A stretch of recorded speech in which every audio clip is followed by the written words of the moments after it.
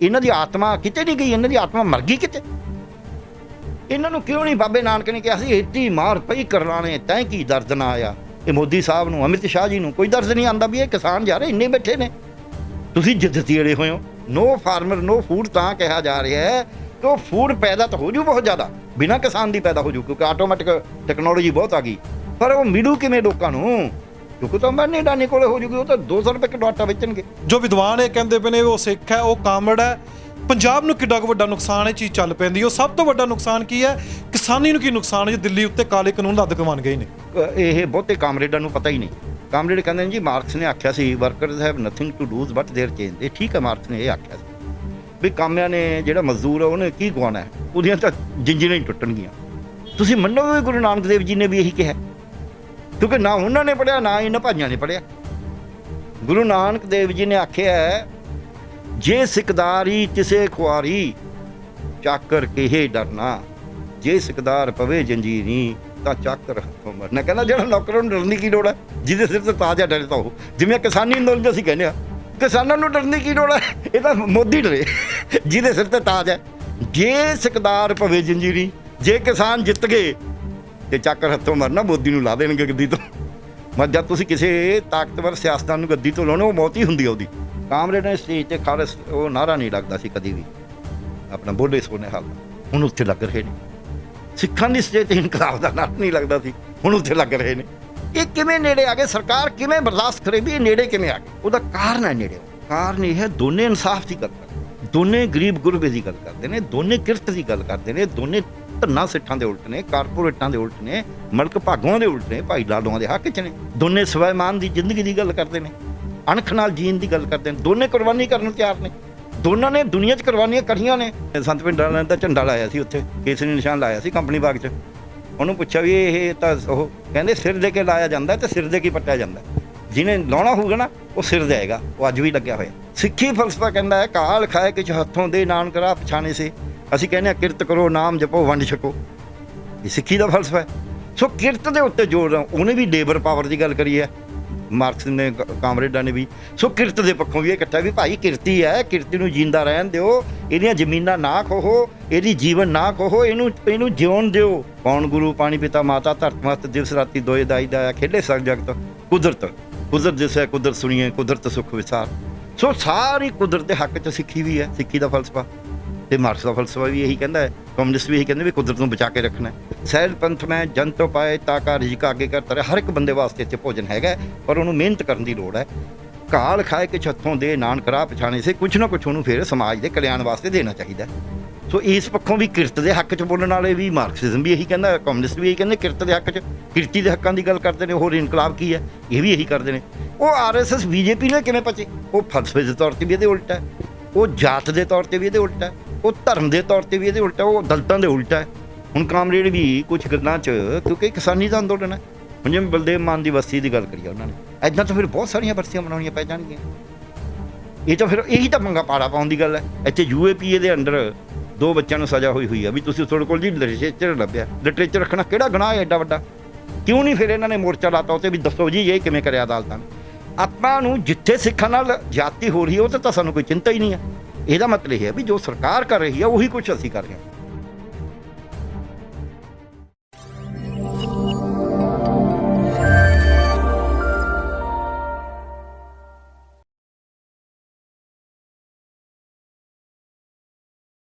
ਸਤਿ ਸ਼੍ਰੀ ਅਕਾਲ ਦੋਸਤੋ, ਪੰਜਾਬ ਨਿਊਜ਼ ਤੇ ਤੁਹਾਡਾ ਸਭ ਦਾ ਸਵਾਗਤ ਹੈ।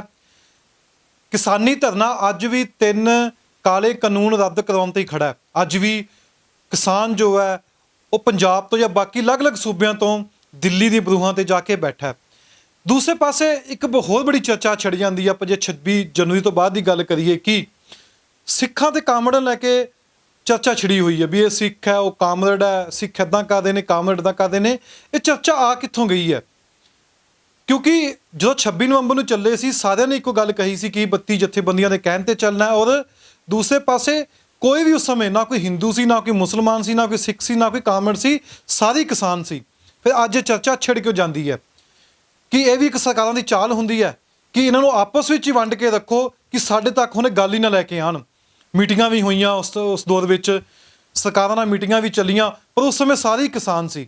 ਅੱਜ ਸਾਰੇ ਹੀ ਅਲੱਗ-ਅਲੱਗ ਤਰੀਕੇ ਦੇ ਨਾਲ ਇੱਕ ਦੂਜੇ ਨੂੰ ਬਲੇਮ ਕਰਨ ਤੇ ਲੱਗੇ ਨੇ ਵੀ ਉਸ ਦੇ ਪੋਸਟਰ ਲਗਾ ਤੇ ਉਸ ਦੀਆਂ ਰੈਲੀਆਂ ਹੋ ਗਈਆਂ।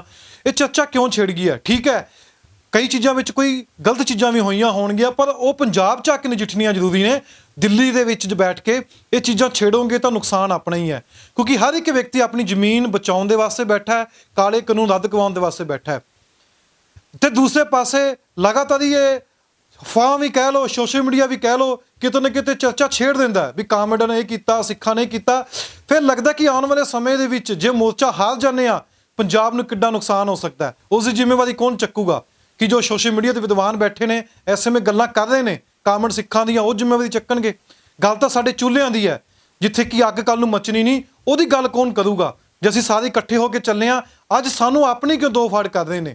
ਸਾਨੂੰ ਸਾਰੀਆਂ ਚੀਜ਼ਾਂ ਭੁੱਲ ਕੇ, ਕਾਮਰੇਡ ਤੇ ਸਿੱਖਾਂ ਨੂੰ ਭੁੱਲ ਕੇ, ਸਾਨੂੰ ਸਾਰਿਆਂ ਨੂੰ ਹੀ ਕਿਸਾਨੀ ਦੇ ਤੌਰ ਉੱਤੇ ਉਹ 3 ਕਾਲੇ ਕਾਨੂੰਨ ਰੱਦ ਕਰਵਾਉਣੇ ਨੇ, ਉਸੇ 'ਤੇ ਫੋਕਸ ਹੋਣਾ ਚਾਹੀਦਾ। ਨਹੀਂ ਤਾਂ ਆਉਣ ਵਾਲੇ ਸਮੇਂ ਦੇ ਵਿੱਚ ਜੇ ਸਿੱਖ ਕਾਮਰੇਡ ਕਰ ਦਿੰਦੇ ਤਾਂ ਪੰਜਾਬ ਨੂੰ ਬਹੁਤ ਵੱਡਾ ਨੁਕਸਾਨ ਹੋਣਾ ਹੈ। ਇਹ ਚੀਜ਼ਾਂ ਸਾਨੂੰ ਸਮਝਣ ਦੀ ਲੋੜ ਹੈ, ਇਕੱਠੇ ਹੋਣਾ ਚਾਹੀਦਾ ਤੇ ਇਸ ਉੱਪਰ ਚਰਚਾ ਵੀ ਕਰਾਂਗੇ ਚੀਜ਼ਾਂ ਆ ਕਿੱਥੋਂ ਗਈਆਂ। ਇਹ ਚੀਜ਼ਾਂ ਨੂੰ ਸਮਝਣ ਵਾਸਤੇ ਮੈਂ ਜੇ ਪਹਿਲਾਂ ਹੀ ਇੱਕ ਜ਼ਿਕਰ ਕੀਤਾ ਸੀ ਕਿ ਇੱਕ ਸੀਨੀਅਰ ਪੱਤਰਕਾਰ ਜਾਂ ਬੁੱਧੀਜੀਵੀ ਇਸ ਚੀਜ਼ ਨੂੰ ਸਮਝਾ ਸਕਦੇ ਨੇ, ਕਿਉਂਕਿ ਲਿਖਦੇ ਵੀ ਨੇ, ਕਿਤਾਬਾਂ ਰਾਹੀਂ ਵੀ ਲਿਖਦੇ ਨੇ, ਆਪਣੀ ਗੱਲ ਅਲੱਗ-ਅਲੱਗ ਮੀਡੀਆ ਰਾਹੀਂ ਵੀ ਦਸਾਉਂਦੇ ਨੇ। ਪਰ ਇਹ ਚੀਜ਼ਾਂ ਚੱਲ ਕਿੱਥੋਂ ਪਈਆਂ? ਕੋਸ਼ਿਸ਼ ਕਰਾਂਗੇ ਇਸ ਚੀਜ਼ ਨੂੰ ਖੰਗੋਲਣ ਦੀ, ਸਟੋਪਿਕ ਨੂੰ, ਕਿਉਂਕਿ ਇਹ ਬਹੁਤ ਅਹਿਮ ਹੈ। ਤੁਹਾਡੇ ਦਿਮਾਗ ਵਿੱਚ ਕਿਉਂ ਚੀਜ਼ਾਂ ਪਾਈਆਂ ਜਾ ਰਹੀਆਂ ਨੇ ਸਿੱਖੋ ਕਾਮਰੇਡ ਕਰਕੇ? ਇਹ ਨਹੀਂ ਹੋਣੀ ਚਾਹੀਦੀਆਂ ਸੀ, ਪਹਿਲਾਂ ਵੀ ਨਹੀਂ ਸੀ, ਹੁਣ ਕਿਉਂ ਪਾਈਆਂ ਜਾ ਰਹੀਆਂ ਨੇ? ਇਸ ਦਾ ਲਾਭ ਕੌਣ ਲੈਣਾ ਚਾਹੁੰਦਾ ਹੈ? ਕਿ ਇਹ ਵੀ ਇੱਕ ਸਰਕਾਰਾਂ ਦੀ ਚਾਲ ਹੋ ਸਕਦੀ ਹੈ, ਜਾਂ ਸਾਨੂੰ ਸਾਡੇ ਹੀ ਮਾਰ ਰਹੇ ਨੇ, ਜਾਂ ਕਹਿ ਦਈਏ ਕਿ ਅਸੀਂ ਆਪਣੇ ਪੈਰ ਤੇ ਕੁਹਾੜੀ ਖੁਦ ਮਾਰ ਰਹੇ ਹਾਂ।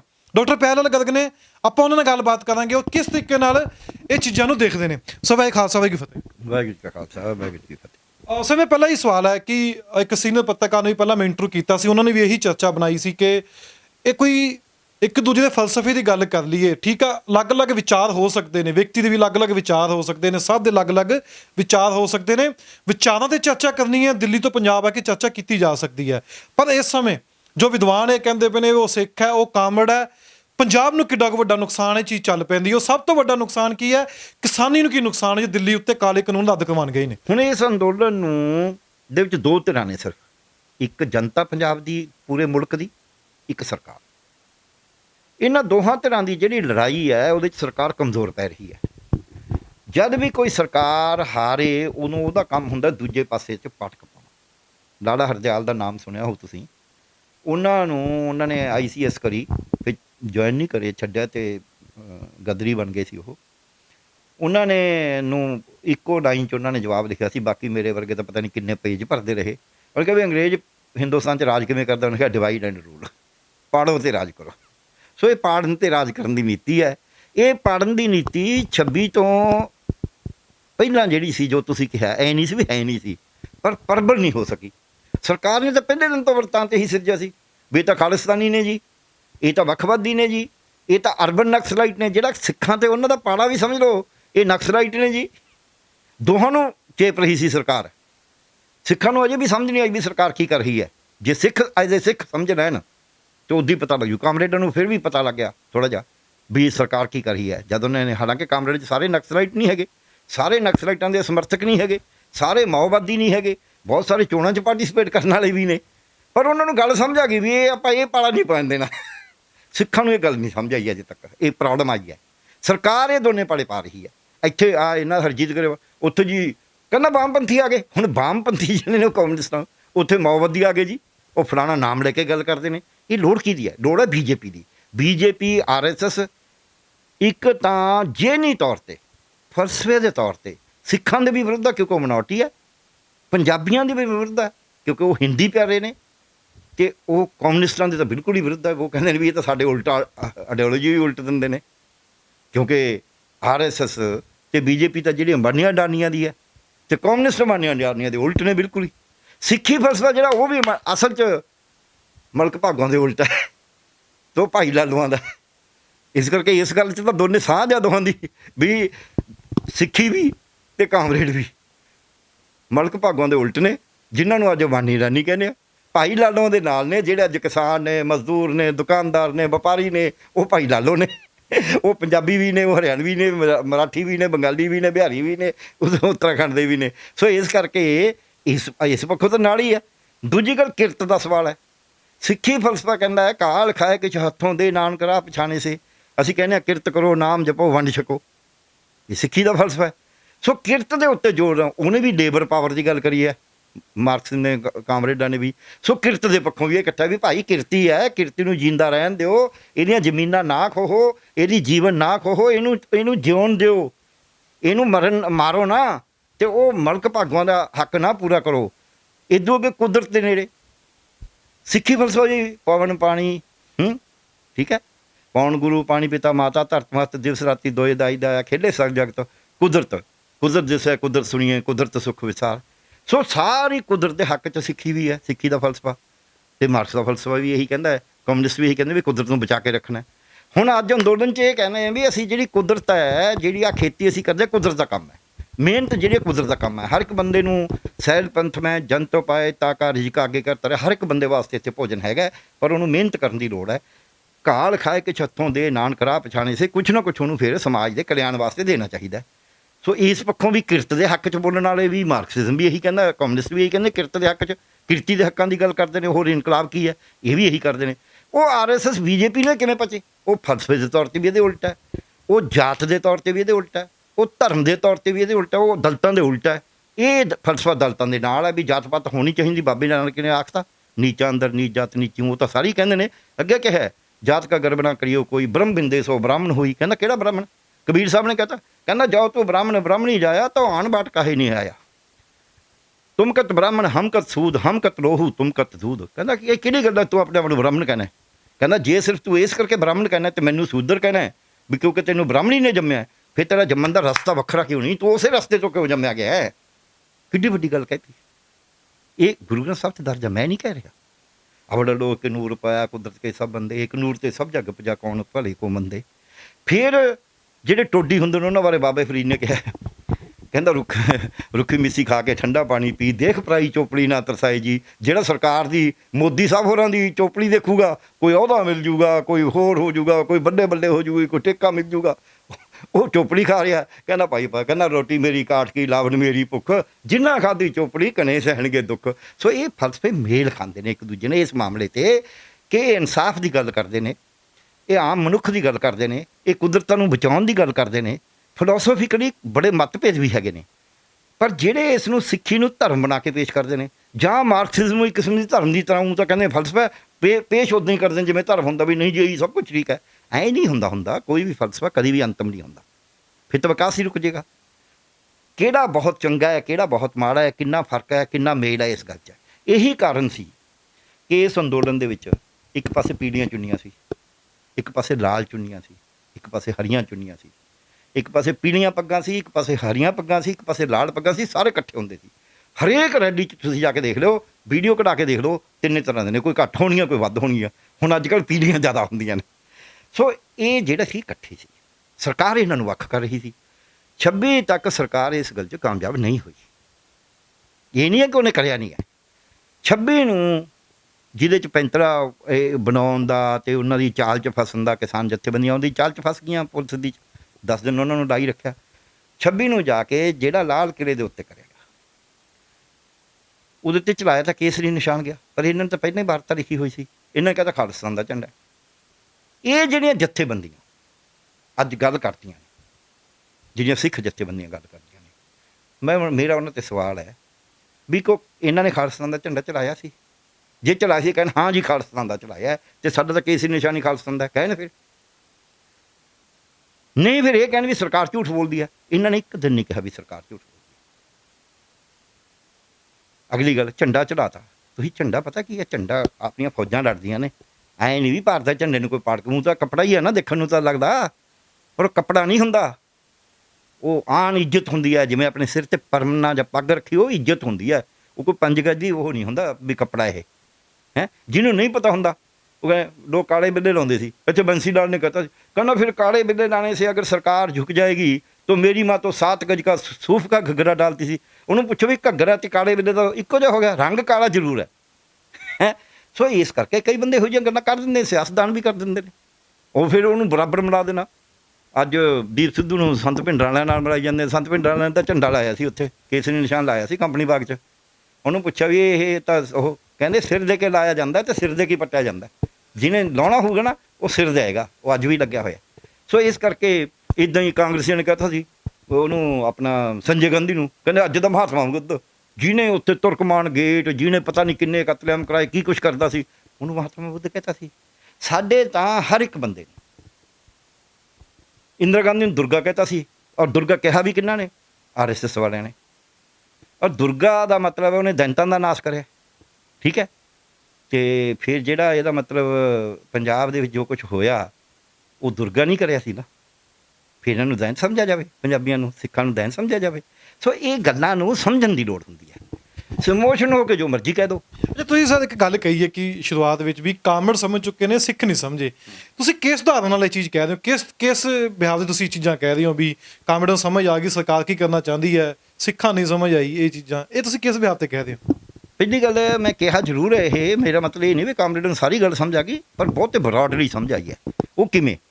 ਕਾਮਰੇਡ 'ਚ ਬਹੁਤ ਤਰ੍ਹਾਂ ਦੇ ਬੰਦੇ ਨੇ, ਕਾਮਰੇਡ 'ਚ ਮਾਓਵਾਦੀ ਵੀ ਨੇ, ਕਾਮਰੇਡਾਂ 'ਚ ਨਕਸਲਾਈਟ ਵੀ ਨੇ, ਨਕਸਲਾਈਟਾਂ 'ਚ ਵੀ ਗਾਹਾਂ ਕਈ ਵੈਰਾਈਟੀਆਂ ਨੇ, ਫਿਰ ਕਾਮਰੇਡਾਂ 'ਚ ਉਹ CPM ਵਾਲੇ ਨੇ ਉਹ ਹੋਰ ਨੇ, CPI ਵਾਲੇ ਹੋਰ ਨੇ, ਇੱਕ ML ਉਹ ਹੋਰ ਹੈ, ਕਈ ਤਰ੍ਹਾਂ ਦੇ ਨੇ। ਪਰ ਇਸ ਜੱਥੇ 'ਚ ਉਹ ਇਕੱਠੇ ਨੇ ਤੇ ਉਹ ਇੱਕ ਦੂਜੇ ਨੂੰ ਕਾਮਰੇਡਾਂ ਨੂੰ ਇਹ ਨਹੀਂ ਕਹਿੰਦੇ ਵੀ ਗਾਲਾਂ ਨਹੀਂ ਕੱਢਦੇ ਇੱਕ ਦੂਜੇ ਨੂੰ, ਸਮਝ ਗਏ? ਕਿਸਾਨਾਂ ਨੂੰ ਵੀ ਇਹ ਸਮਝ ਆ ਗਈ, ਕਿਸਾਨ ਦੀਆਂ ਬੱਤੇ ਜਥੇਬੰਦੀਆਂ ਇੱਕ ਪਾਸੇ ਨੇ, ਕਿਸਾਨਾਂ ਦੇ ਪਰ ਪੂਰੀ ਨਹੀਂ ਸਮਝ ਆਈ। ਜਿਹੜੀ ਮੈਂ ਗੱਲ ਕਰਨਾ ਨਾ ਉਹ ਸਿੱਖੀ ਵਾਲੀ, ਉਹ ਉੱਥੇ ਆਉਣਾ। ਉਗਰਾਹਾਂ ਸਾਹਿਬ ਦੀ ਜਥੇਬੰਦੀ ਹੈ, ਉਹ ਇਹਨਾਂ ਦੇ ਨਾਲ ਨਹੀਂ ਹੈ ਬੱਤੀ 'ਚ ਇਕੱਠੀ, ਪਰ ਜੋ ਇਹ ਫੈਸਲੇ ਕਰਦੇ ਉਹਨੂੰ ਲਾਗੂ ਕਰਦੇ ਨੇ।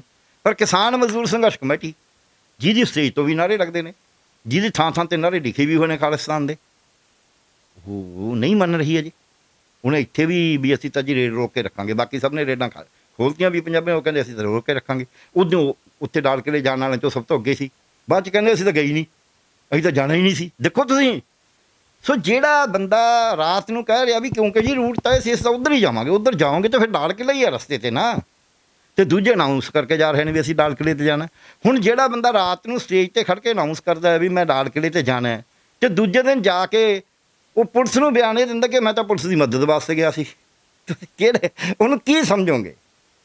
ਮਤਲਬ ਇਹ ਮੈਂ ਤੁਹਾਨੂੰ ਇਹ ਕਿਹਾ, ਠੀਕ ਹੈ ਨਾ। ਮੈਨੂੰ ਇੱਕ ਪੱਤਰਕਾਰ ਨੇ ਕਿਹਾ ਵੀ ਤੁਸੀਂ ਬਹੁਤ ਔਖੇ ਹੋ ਸਕਦੇ ਹੋ, ਮੈਂ ਕੋਈ ਨਹੀਂ, ਗੋਲੀ ਮਾਰ ਦੇਣਗੇ।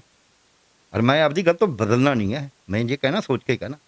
ਤੁਸੀਂ ਪੁਲਿਸ ਤੋਂ ਡਰ ਕੇ ਕਹਿਤਾ ਵੀ ਮੈਂ ਤਾਂ ਪੁਲਿਸ ਦੀ ਮਦਦ ਵਾਸਤੇ ਗਿਆ ਸੀ, ਚਾਹੇ ਆਪਦੇ ਬਚਾਅ ਵਾਸਤੇ ਕਿਹਾ, ਐਡੀ ਕਿਹੜੀ ਗੱਲ ਹੈ? ਜੇ ਤੁਸੀਂ ਜੇਲ੍ਹ 'ਚ ਰਹਿ ਗਏ, ਲੋਕਾਂ ਨੇ ਤਾਂ ਜੇਲ੍ਹ 'ਚ 20-20 ਸਾਲ ਕੱਟੇ ਨੇ, 25-25 ਸਾਲ, ਦੇਸ਼ ਭਗਤਾਂ ਨੇ ਤਾਂ, ਲੋਕਾਂ ਨੇ ਤਾਂ ਜੇਲ੍ਹ 'ਚ ਡਾਕਟਰ ਦੀਵਾਨ ਸਿੰਘ ਕਾਲੇ ਪਾਣੀ ਸੀਗੇ, ਉੱਥੇ ਹੀ ਡਾਕਟਰ ਲੱਗੇ ਹੋਏ ਸੀ। ਉਸ ਜ਼ਮਾਨੇ 'ਚ MBBS ਸੋਚਣਾ ਕਿੰਨਾ ਔਖਾ ਸੀ, ਉਸ ਜ਼ਮਾਨੇ ਦਾ FRCS ਜਾਂ ਜੋ ਵੀ ਹੈ, ਅਤੇ ਉੱਥੇ ਹੀ ਉਹਨਾਂ ਨੂੰ ਜੇਲ੍ਹ ਹੋਈ ਵੀ ਤੂੰ ਦੇਸ਼ ਭਗਤਾਂ ਦੀ ਮਦਦ ਕਰਨਾ, ਅਤੇ ਉੱਥੇ ਸ਼ਹੀਦ ਹੋਏ। ਇਹ ਜੇ ਬਹੁਤ ਬੜੀ, ਇੱਕ ਨਹੀਂ ਹੈ, ਬਹੁਤ ਨੇ।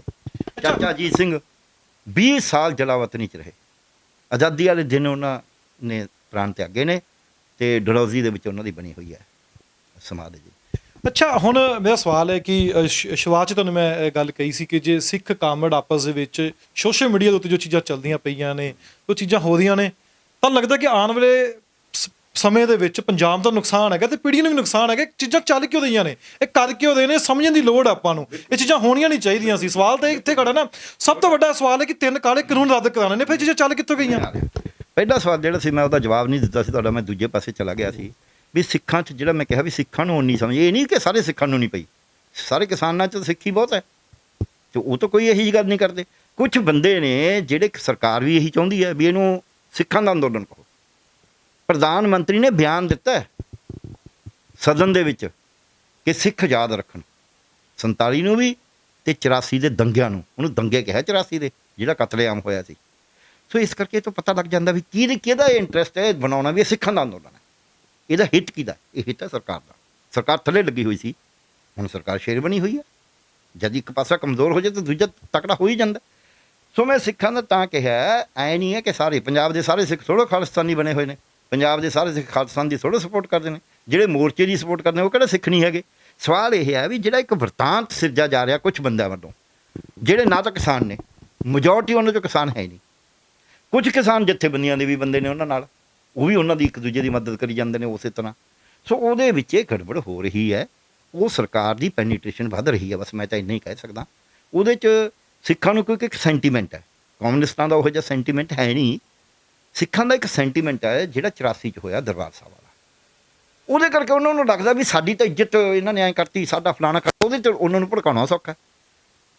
ਉਸੇ ਭੜਕਾ 'ਚ ਆ ਕੇ ਬੰਦੇ ਬਾਹਰ ਬੈਠੇ ਨੇ ਵੀ ਤੁਹਾਨੂੰ ਐਂ ਡਾਡਰ ਦੇ ਦਾਂਗੇ, ਫਲਾਣਾ ਕਰ ਦਾਂਗੇ। ਉਹ ਮੋਗੇ ਦੇ ਵਿੱਚ ਜੋ ਹੋਇਆ ਤੁਹਾਨੂੰ ਪਤਾ ਹੀ ਆ, ਉਹ ਵਿਚਾਰੇ ਹੁਣ ਕੀ ਹਾਲ ਹੈ ਉਹਨਾਂ ਦਾ।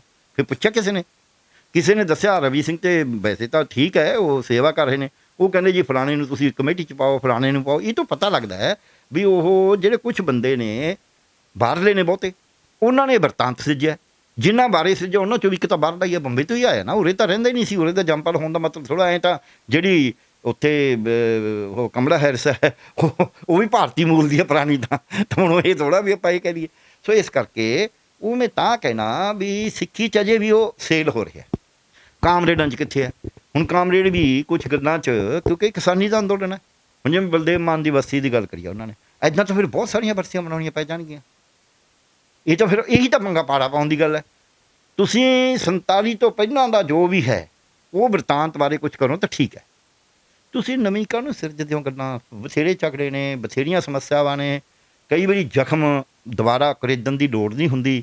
ਕਈ ਵਾਰ ਉਹ ਜ਼ਖਮ ਭਰ ਰਹੇ ਹੁੰਦੇ ਨੇ ਦੂਜੇ ਬੰਦੇ। ਜੇ ਭਰਾ ਲੜ ਪੈਂਦੇ ਫਿਰ ਨੇੜੇ ਨਹੀਂ ਆਉਂਦੇ, ਉਹ ਨੇੜੇ ਆ ਰਹੇ ਹੁੰਦੇ ਨੇ। ਪੰਜਾਬ ਦੇ ਵਿੱਚ ਜਿਹੜਾ ਹਿੰਦੂ ਸਿੱਖ ਦਾ ਪਾੜਾ ਪਾਇਆ ਸੀ ਬੀਜੇਪੀ ਨੇ, RSS ਨੇ, ਬੋਲੀ ਦਾ ਪਾੜਾ ਪਾਇਆ ਸੀ, ਉਹ ਘਟ ਰਿਹਾ ਸੀ।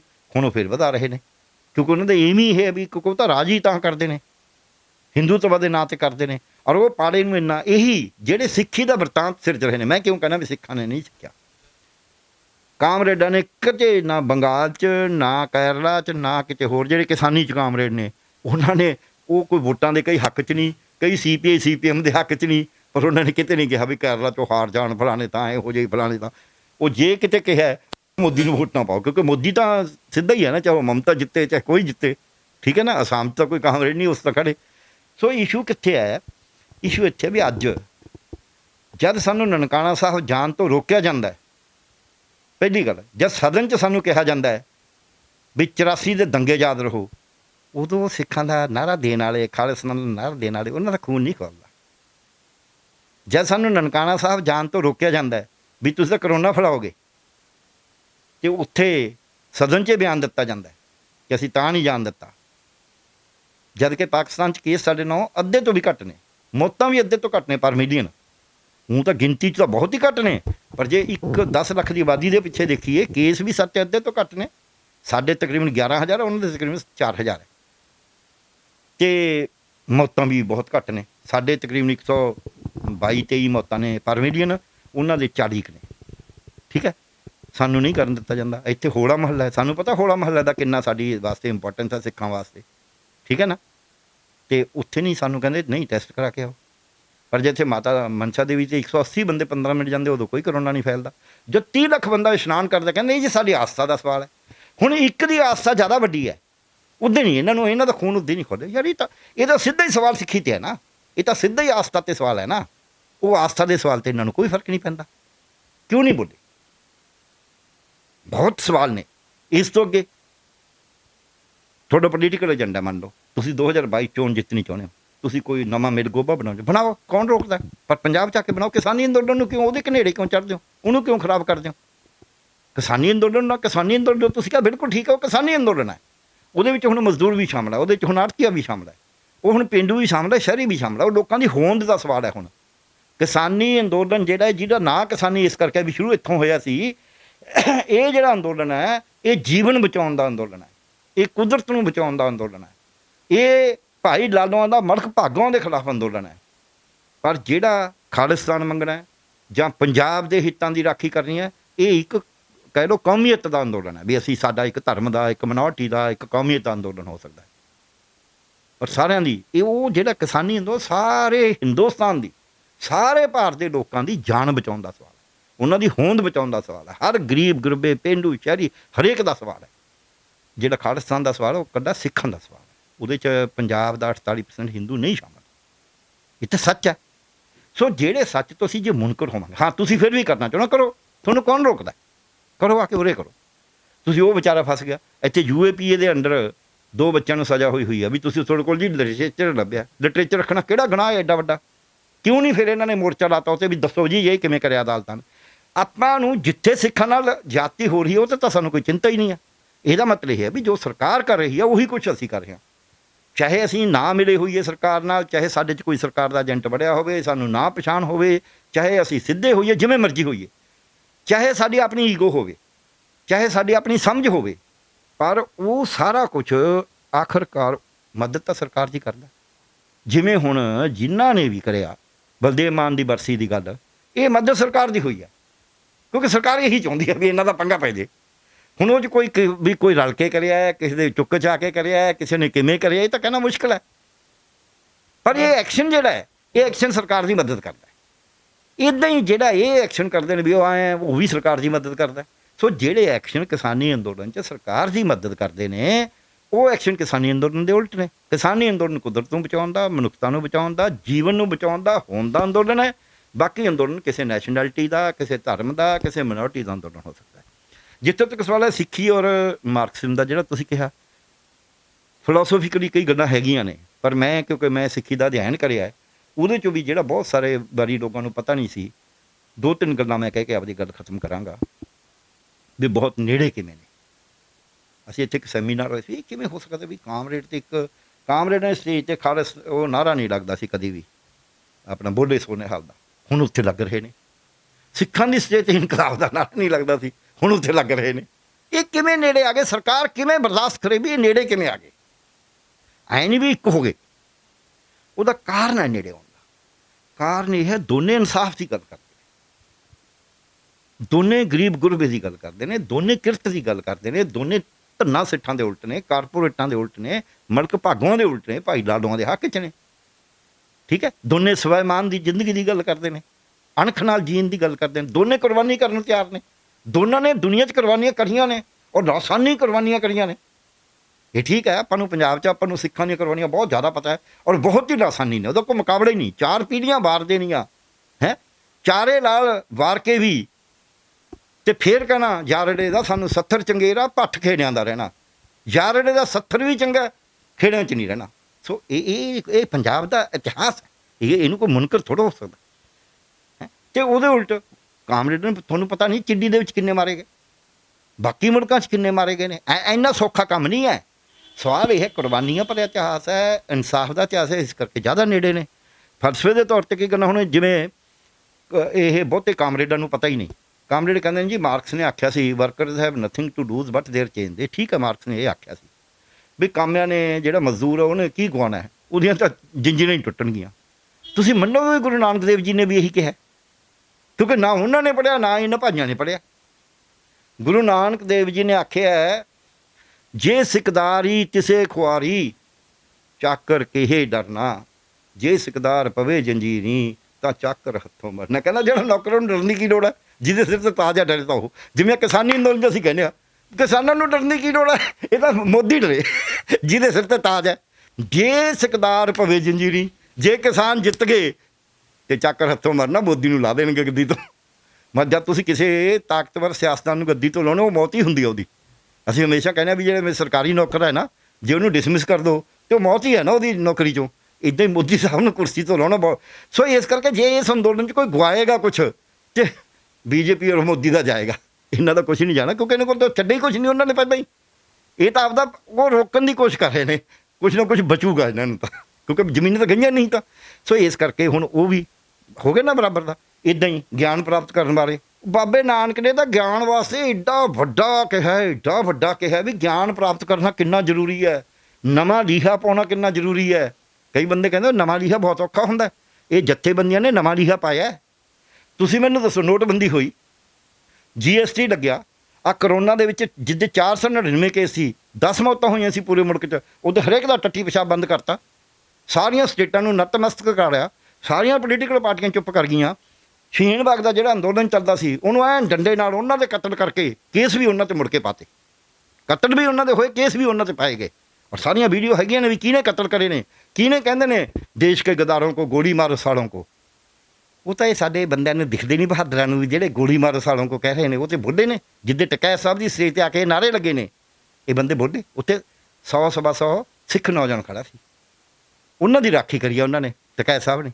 ਫਿਰ ਬੋਲੇ ਕਿਉਂ ਨਹੀਂ, ਇਹ ਤਾਂ ਸਿੱਖ ਨੇ ਨਾ, ਉੱਥੇ ਸਿੱਖ ਨੂੰ ਮਾਰਿਆ ਜਾ ਰਿਹਾ ਸੀ ਨਾ। ਔਰ ਉੱਥੇ ਕਿਹਾ ਜਾ ਰਿਹਾ ਸੀ MLA ਵੱਲੋਂ, ਦੇਸ਼ ਕੇ ਗਦਾਰੋਂ ਕੋ ਗੋਲੀ ਮਾਰੋ ਸਾਲੋਂ ਕੋ। 100 ਸਿੱਖ ਨੌਜਵਾਨ ਨੂੰ ਵੀ ਕਿਹਾ ਜਾ ਰਿਹਾ ਵੀ ਇਹ ਗਦਾਰ ਹੈ। ਇਹ ਦੱਸਦੇ ਨੇ ਫਿਰ ਕਿੱਦਾਂ ਇਹਨਾਂ ਨੇ ਗੱਲ ਕਰੀ ਵੀ ਭਾਈ ਇਹ ਦੱਸੋ ਕਿਵੇਂ ਗਦਾਰ ਹੋ ਗਏ, ਤੁਸੀਂ ਕੌਣ ਹੋ ਗੋਲੀ ਮਾਰਨ ਵਾਲੇ, ਕਿਉਂ ਨਹੀਂ ਬੋਲੇ? ਇਹ ਸਵਾਲ ਹੈ ਵੱਡਾ।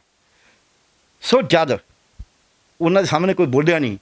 ਕੱਡਾ ਇਹ ਕਿਸਾਨੀ ਅੰਦੋਲਨ ਹੈ ਜਿਹਨੇ ਉਹਦੀ ਬੂਥ ਲਵਾਤੀ ਸਰਕਾਰ ਦੀ ਮਿੱਟੀ ਹੋ ਗਈ ਦੁਨੀਆ ਦੇ ਵਿੱਚ।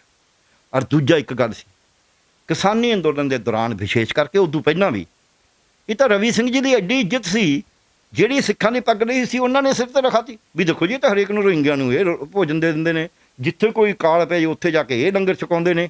ਇਹ ਰਵੀ ਸਿੰਘ ਜੀ ਨੇ ਤਾਂ ਖਾਲਸਾ ਏਡ ਰਾਹੀਂ ਇੰਨੀ ਵੱਡੀ ਇੱਜ਼ਤ ਬਣਾਤੀ ਸੀ, ਪਰ ਉਰੇ ਆ ਕੇ ਫਿਰ ਪਤਾ ਨਹੀਂ ਕਿਉਂ ਛੋਟੀ ਸੱਸ 'ਚ ਪੈ ਗਏ। ਕਈ ਵਾਰ ਬੰਦੇ ਨੂੰ ਪਤਾ ਨਹੀਂ ਹੁੰਦਾ ਵੀ ਮੇਰਾ ਕੱਦ ਮੁੱਠ ਕਿੱਡਾ ਹੋ ਗਿਆ, ਮੈਂ ਕਿੱਡੀ ਵੱਡੀ ਕੌਮ ਦੀ ਸੇਵਾ ਕਰ ਰਿਹਾ, ਆਪਦੀ ਦੀ ਸਿੱਖੀ ਦੀ ਸੇਵਾ ਕਰ ਰਿਹਾ, ਉਹ ਛੋਟੀ ਗੱਲ 'ਚ ਪੈ ਗਿਆ। ਇੱਥੇ ਆ ਕੇ ਵੀ ਨੌਜਵਾਨਾਂ ਨੂੰ ਤੁਸੀਂ ਕਿਹਨਾਂ ਨਾਲ ਸਟੇਜ 'ਤੇ ਕਿਸਾਨੀ ਦਾ ਅੰਦੋਲਨ ਹੈ, ਤੁਸੀਂ ਲੰਗਰ ਦੀ ਸੇਵਾ ਕਰ ਰਹੇ ਹੋ, ਕਰੀ ਜਾਓ।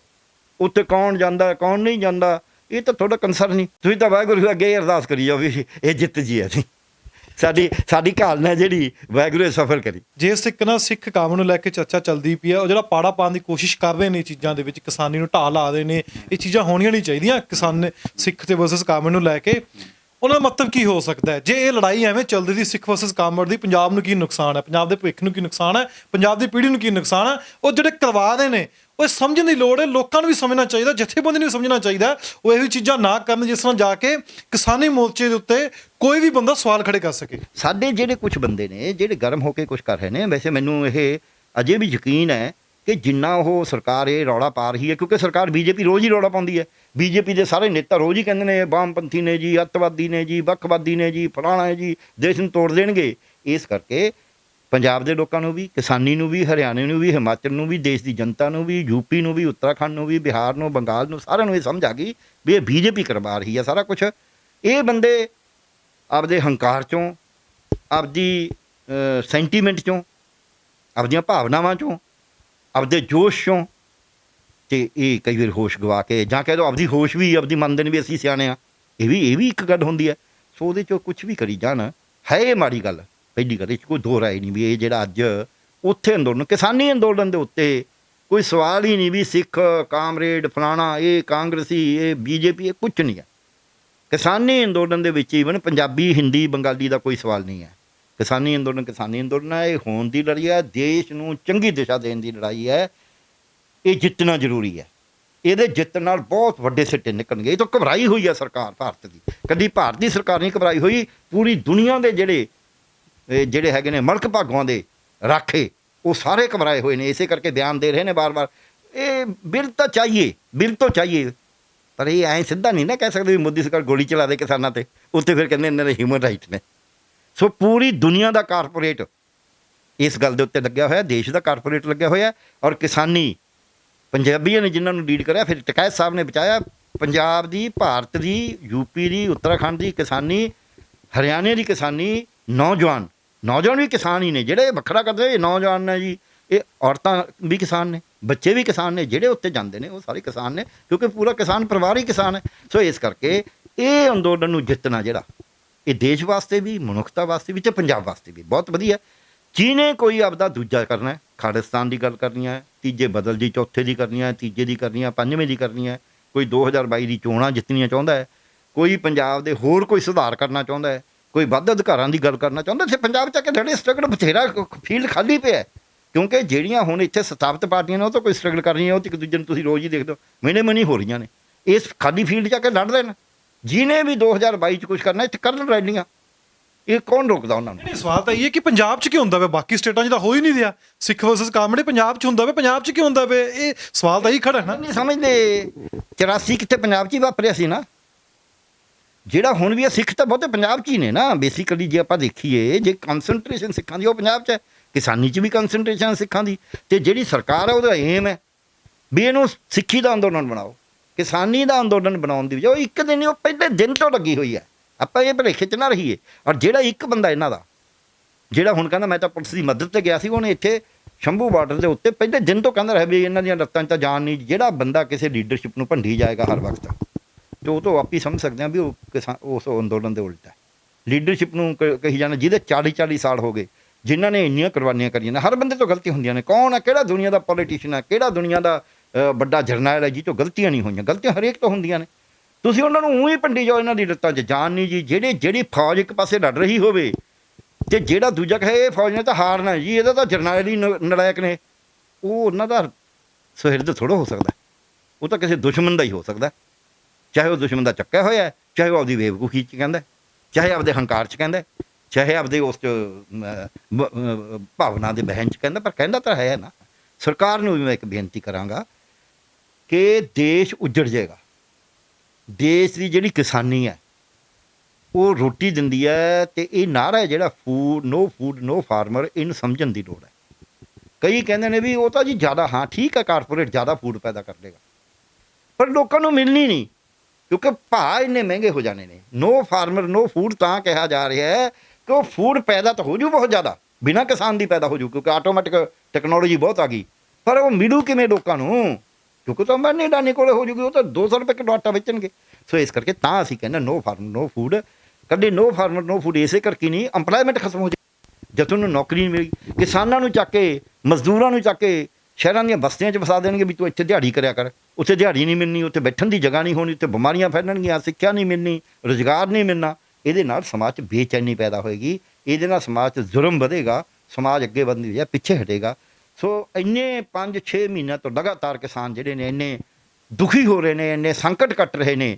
ਜੇ ਕੋਈ ਬੰਦਾ ਸੰਕਟ ਕੱਟ ਰਿਹਾ ਹੋਵੇ, ਜਿਹੜੇ ਕਹਿੰਦੇ ਨੇ ਅਸੀਂ ਧਰਮ ਦੇ ਰਾਖੇ ਹਾਂ ਸਰਕਾਰ 'ਚ ਬੈਠੇ, ਇਹਨਾਂ ਦੀ ਆਤਮਾ ਕਿਤੇ ਨਹੀਂ ਗਈ, ਇਹਨਾਂ ਦੀ ਆਤਮਾ ਮਰ ਗਈ ਕਿਤੇ। ਇਹਨਾਂ ਨੂੰ ਕਿਉਂ ਨਹੀਂ ਬਾਬੇ ਨਾਨਕ ਨੇ ਕਿਹਾ ਸੀ 80 ਮਾਰ ਪਈ ਕਰਲਾਣੇ ਤੈਂ ਕੀ ਦਰਦ ਨਾ ਆਇਆ? ਇਹ ਮੋਦੀ ਸਾਹਿਬ ਨੂੰ, ਅਮਿਤ ਸ਼ਾਹ ਜੀ ਨੂੰ ਕੋਈ ਦਰਦ ਨਹੀਂ ਆਉਂਦਾ ਵੀ ਇਹ ਕਿਸਾਨ ਯਾਰ ਇੰਨੇ ਬੈਠੇ ਨੇ, ਤੁਸੀਂ ਜਿੱਦਤੀ ਅੜੇ ਹੋਏ ਹੋ, ਤੁਸੀਂ ਬਿੱਲ ਲਓ ਵਾਪਸ। ਮੈਂ ਸਰਕਾਰ ਨੂੰ ਬੇਨਤੀ ਇਹ ਕਰਾਂਗਾ ਵੀ ਇਹਦੇ ਨਾਲ ਬਹੁਤ ਵੱਡਾ ਨੁਕਸਾਨ ਹੋਣ ਚੱਲਿਆ ਦੇਸ਼ ਦਾ। ਇਹੀ ਜੀ ਜਿੱਦ ਕੋਈ ਚੰਗੀ ਨਹੀਂ ਹੈਗੀ। ਜੇ ਤੁਸੀਂ ਅੰਬਾਨੀ ਅਡਾਨੀ ਦਾ ਭਲਾ ਵੀ ਕਰਨਾ ਹੈ, ਕਦੇ ਕਦੇ ਪਿੱਛੇ ਵੀ ਹਟਣਾ ਪੈਂਦਾ ਹੁੰਦਾ ਹੈ, ਅਤੇ ਹੁਣ ਤੁਸੀਂ ਪਿੱਛੇ ਹਟਦੇ ਹੋ, ਤੁਸੀਂ ਫਸ ਗਏ। ਇਸ ਕਰਕੇ ਪਿੱਛੇ ਹਟੋ, ਇਹ ਬਿੱਲ ਲਓ ਵਾਪਸ, ਅਤੇ ਕਿਸਾਨਾਂ ਨੂੰ ਕਹੋ ਜਾਓ ਘਰ। ਜੇ ਤੁਹਾਡਾ ਕੋਈ ਮਨ ਹੋਵੇ ਵੀ ਖੇਤੀ ਦਾ ਸੁਧਾਰ ਕਰਨਾ, ਫਿਰ ਮੁੜ ਕੇ ਵੱਡਾ ਲੰਬੀ ਬਹਿਸ ਤੋਂ ਬਾਅਦ ਕੋਈ ਨਵੇਂ ਸੁਧਾਰ ਕਰ ਲਿਓ ਜੇ ਕਰਨੇ ਹੋਏ। ਤੇ ਸਾਰੀ ਗੱਲਬਾਤ ਸੁਣੀ ਹੈ। ਸਾਨੂੰ ਮੌਜੂਦ ਡਾਕਟਰ ਪੇਰਾਲਾਲ ਗਰਗ ਇੰਟਰਵਿਊ ਇਸ ਲਈ ਕੀਤਾ ਗਿਆ ਸੀ ਕਿ ਬੜੀ ਚਰਚਾ ਚੱਲੀ ਸੀ ਸੋਸ਼ਲ ਮੀਡੀਆ ਲੈ ਕੇ, ਜਾਂ ਬੜੀ ਦੂਜੇ ਪਾਸੇ ਵੀ ਚਰਚਾ ਚੱਲੀ ਹੋਈ ਸੀ ਕਿ ਸਿੱਖ ਨੇ, ਇਹ ਕਾਮਰੇਡ ਨੇ, ਇਹ ਚੀਜ਼ਾਂ ਨਹੀਂ ਹੋਣੀ ਚਾਹੀਦੀਆਂ। ਠੀਕ ਹੈ, ਗਲਤੀਆਂ ਵੀ ਹੋਈਆਂ ਨੇ। ਜੋ ਜਥੇਬੰਦੀਆਂ ਨੇ ਬਲਦੇਵ ਮਾਨ ਦਾ ਜਿਸ ਤਰ੍ਹਾਂ ਮਨਾਉਣ ਦੀ ਕੋਸ਼ਿਸ਼ ਕੀਤੀ, ਉਸ 'ਤੇ ਬੜੇ ਸਵਾਲ ਉੱਠੇ ਸੀ, ਪਰ ਉਹ ਗਲਤੀਆਂ ਨੂੰ ਢੱਕਣ ਦੀ ਲੋੜ ਹੈ। ਸਵਾਲ ਹੋ ਸਕਦੇ ਨੇ, ਉਹ ਪੰਜਾਬ 'ਚ ਵੀ ਹੋ ਸਕਦੇ ਨੇ ਇੱਥੇ ਸਵਾਲ ਆ ਕੇ, ਪਰ ਸਾਡਾ ਤਾਂ ਇੱਕੋ ਨਿਸ਼ਾਨਾ ਹੋਣਾ ਚਾਹੀਦਾ ਕਿ 3 ਕਾਨੂੰਨ ਕਿਵੇਂ ਰੱਦ ਕਰਾਉਣੇ ਨੇ, ਜੋ ਕਾਲੇ ਕਾਨੂੰਨ ਨੇ ਉਹ ਕਿਵੇਂ ਰੱਦ ਕਰਾਉਣੇ ਨੇ। ਉਹ ਲੋਕਾਂ ਨੂੰ ਵੀ ਸਮਝਣ ਦੀ ਲੋੜ ਹੈ ਕਿ ਆਪਸੀ ਸਿੱਖ ਕਾਮੜ ਕਰਕੇ ਪਾੜੋ ਨਾ ਇੱਥੇ ਇੱਕ ਦੂਜੇ ਨੂੰ, ਉਹ ਨਾ ਹੀ ਆਪਸ ਵਿੱਚ ਕੋਈ ਉਲਝਣ ਕ੍ਰੀਏਟ ਕਰੋ।